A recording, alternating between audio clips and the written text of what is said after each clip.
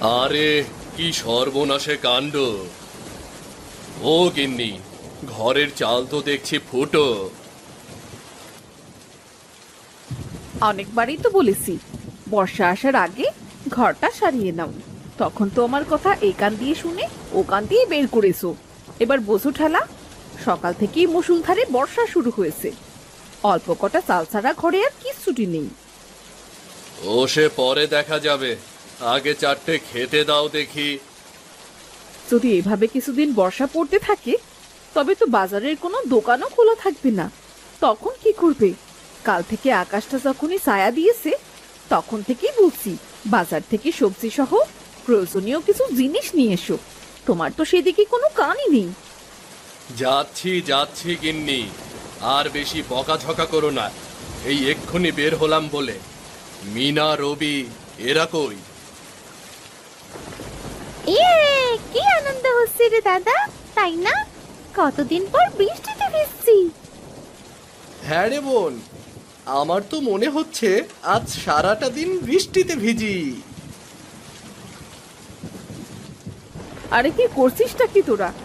বৃষ্টিতে ভিজলে তো তোদের জ্বর চলে আসবে। ওঠ ওঠ বলছি বৃষ্টির পানি থেকে। ও মা, আরেকটু ভিজি না মা। বৃষ্টির পানিতে ভিজতে কি মজা লাগছে। ভিজি না আরেকটু। হতচ্ছাড়ার দল, বলি উঠবি নাকি আমি নিচে নেমে আসবো?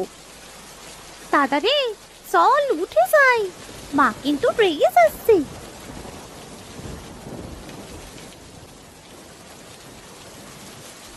এদিকে মতিন বাজারে গিয়ে দেখলো সব দোকানপাট বন্ধ হয়ে গেছে। হায় সৃষ্টিকর্তা, এবার কি হবে? সব দোকান তো দেখছি বন্ধ, বাড়িতে যে কিচ্ছু নেই। এদিকে তো বৃষ্টি থামারও নাম নেই।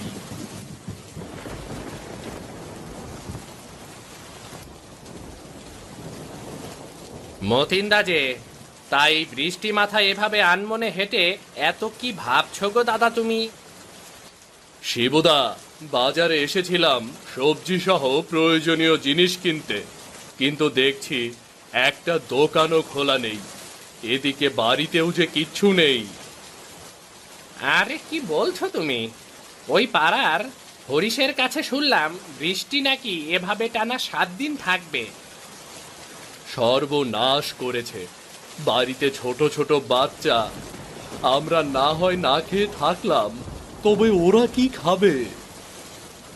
এগুলো বৃষ্টি হবার আগেই ভেবে রাখতে হয় দাদা। তাই এখন আমি আসি গো। মতিন মন খারাপ করে বাড়ি ফিরে এলো।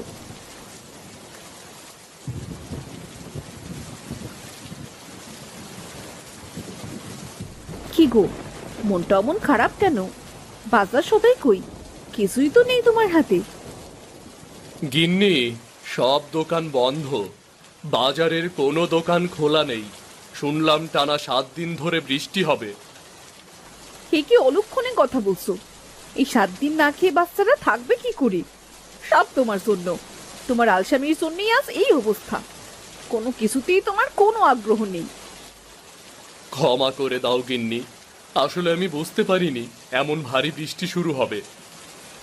ঘরে সামান্য কিছু চাল আর কিছু ডাল রয়েছে। আজকের দিনটা না হয় সেটা দিয়েই পার করলাম, কিন্তু বাকি 6 দিন?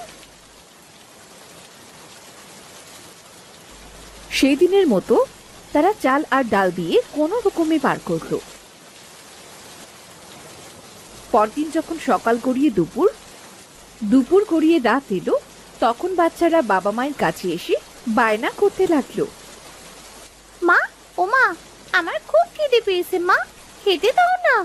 তুমি তো বলেছিলে দুপুরে রান্না বসাবে, তবে এখনো কেন রান্না হয়নি? এখন তো রাত হয়ে গেছে মা। আমার সোনা মা, এখন তো খুব বৃষ্টি নেমেছে, রান্না করা যাচ্ছে না মা। তোমরা ঘুমাতে যাও, রান্না শেষ হলে ঠিক ডাকবো তোমাদের।